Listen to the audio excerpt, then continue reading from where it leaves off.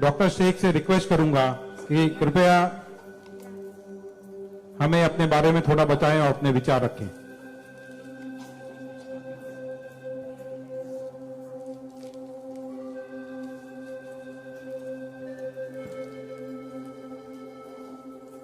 सबसे पहले तो मैं अल्लाह रब्बुल इज़्ज़त की बहुत ज़्यादा शुक्रगुजार हूँ कि उसने मुझे इतनी इज़्ज़त दी और इस मकाम तक पहुँचाया कि मैं अपनी लाइफ के जो फैक्ट्स हैं, जो जर्नी में आपके साथ शेयर कर सकूं। मैं बहुत ज़्यादा शुक्रगुजार हूँ भारत विकास परिषद की प्रेसिडेंट सुनील शाह की, और उससे ज़्यादा शुक्रगुजार हूँ यहाँ पे हमारे प्यारे डॉक्टर अनिल मुरारका सर की, जिनके सपोर्ट की वजह से हम बहुत सारी जगह पे जाते हैं और लोगों को मोटिवेट करते हैं।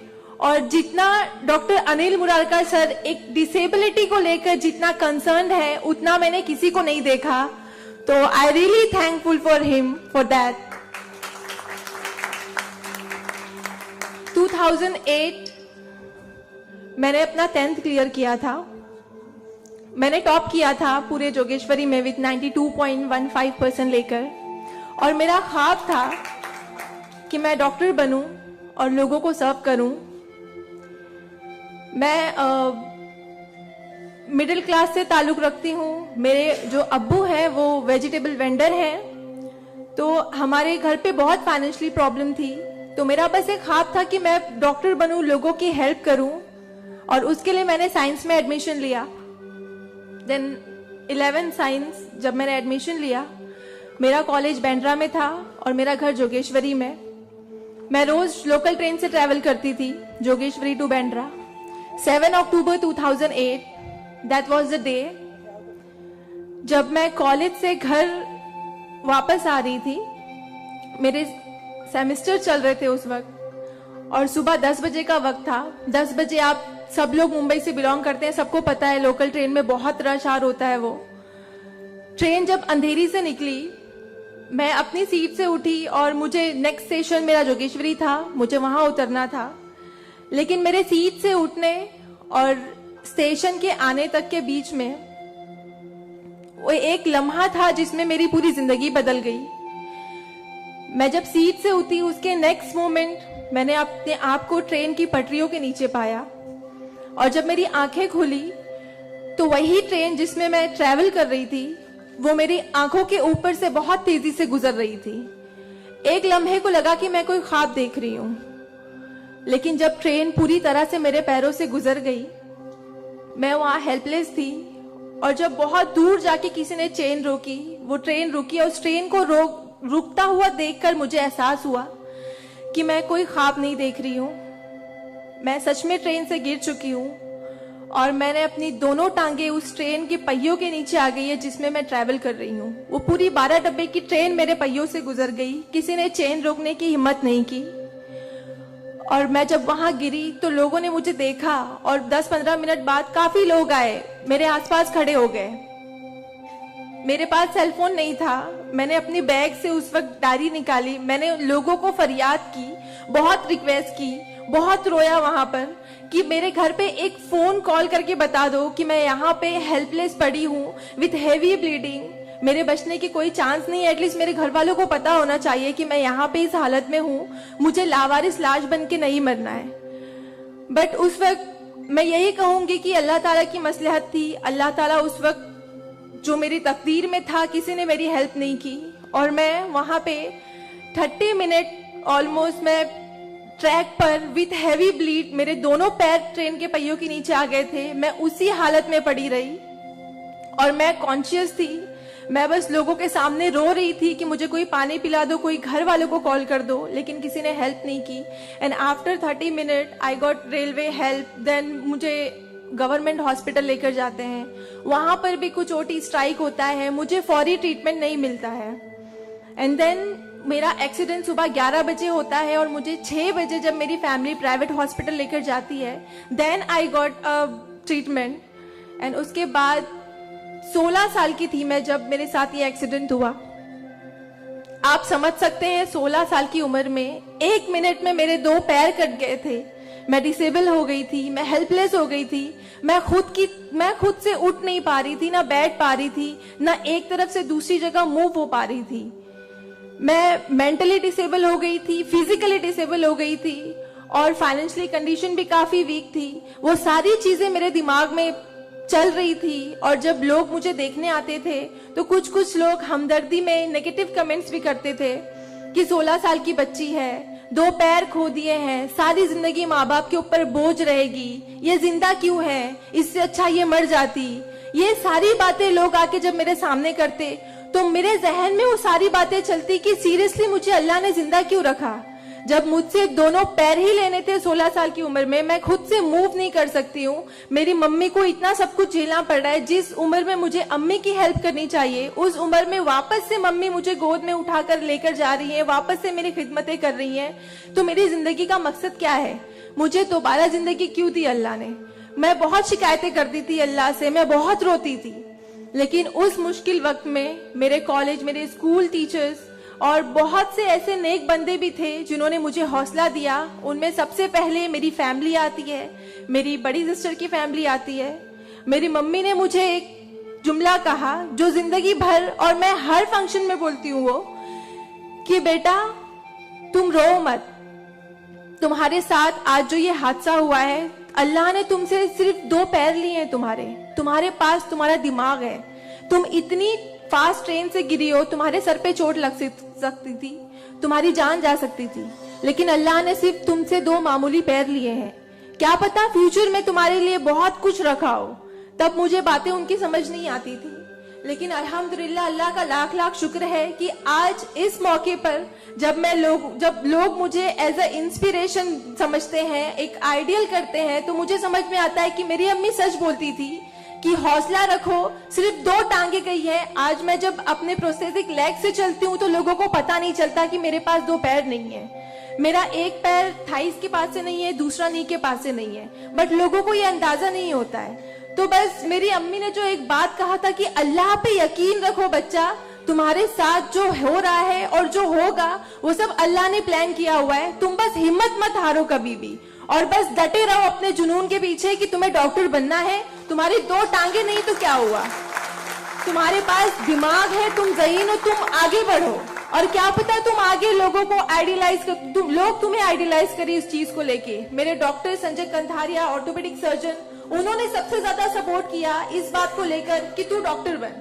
मैंने अपने जीने की उम्मीद छोड़ दी थी, डॉक्टर बनने की उम्मीद छोड़ दी थी, लेकिन जब उन्होंने मुझे बताया कि तुम डॉक्टर बन सकती हो, तुम बनो, देन मैंने प्रिपरेशन स्टार्ट की। सीईटी कॉमन एंट्रेंस टेस्ट होता है to getting admission in medical college, मैंने वो क्रैक किया। I got 3rd rank all over Maharashtra in PH quota. And after that मुझे बहुत खुशी हुई कि मैंने 3rd रैंक क्लियर किया है। Now I got admission, I will get admission in MBBS. But वहां पर भी एक प्रॉब्लम थी मेरे लिए कि मुझे डिसेबल परसेंटेज 89% डिसेबल हूं मैं, और मेडिकल में एडमिशन के लिए 40 to 70 there is a criteria to get admission for MBBS. मैं मोर देन 70% डिसेबल हूँ, ये कहकर मुझे उन्होंने डिनाई किया कि आप एलिजिबल नहीं हो, आप एमबीबीएस में एडमिशन नहीं ले सकते हो, आप डॉक्टर नहीं बन सकते हो। तो उस बात को लेकर मैं बहुत डिप्रेस हो गई। देन मैंने वापस अपने डॉक्टर से हेल्प मांगी, उन्होंने मुझे एक मशवरा दिया कि आप हाईकोर्ट जाओ, बॉम्बे हाईकोर्ट। और जिस बात के लिए एक नॉर्मल स्टूडेंट को सिर्फ पढ़ाई करनी होती है, अच्छा रैंक लाना होता है, मुझे उस चीज के लिए मैंने वो किया, लेकिन उसके बाद भी मुझे बॉम्बे हाईकोर्ट जाना पड़ा। एंड मैं गई, मैंने अब हार नहीं मानी और मैं गई, बिकॉज वो मेरा हक था, मुझे डॉक्टर बनना था। और जब मैंने वापस अपनी नॉर्मल जिंदगी स्टार्ट की अपने प्रोस्थेटिक लेग से, मैंने आना जाना शुरू किया, अकेले ट्रेन ट्रैवल करना शुरू किया, देन मैंने रियलाइज किया कि मेरे अंदर कोई कमी नहीं है, मैं एक नॉर्मल लड़की हूँ, मेरे पास पैर नहीं तो क्या हुआ, मैं लोगों को साफ कर सकती हूँ, मेरे अंदर पैशन है डॉक्टर बनने का। तो मैंने वो बस अल्लाह पे यकीन रखा और मैंने ये सोचा कि अगर अल्लाह ने मेरी किस्मत में रखा है डॉक्टर बनना तो मैं जरूर कोर्ट में फाइट करूंगी। एंड देन मैं बॉम्बे हाई कोर्ट गई इन 2011 और वहां पे मेरा केस